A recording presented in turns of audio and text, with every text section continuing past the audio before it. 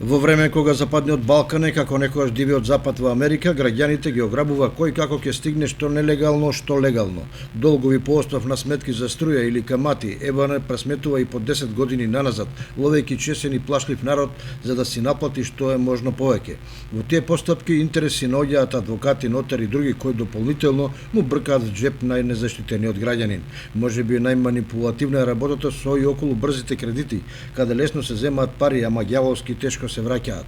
А рекламите за нив се така стокмени просто да не може човек да ги одбие, плюс со популарни ликови идоли кои позајмувачот треба да го направат фраер. Но, една логика вели, ако сега немаш пари за некоја потреба, како ќе имаш за брзо време за да го вратиш брзиот кредит? Младите не размислуваат премногу, па си викаат сега да завршат работа, а за подоцна ќе размислуваат подоцна. И така за брз кредит од 20.000 денари со одредено задочното враќање, некои се доведуваат во ситуација да мора да вратат и до 100.000 денари. Во таква безизлезност се фаќа автобус во еден правец кон Германија, например, заради печалење и раздолжување или едноставно подолготрено бегство од дома и од кредитот. Се проценува дека во изминатиот период над 220.000 граѓани посегнале по брзи кеш кредити од 30 финансиски друштва во државата.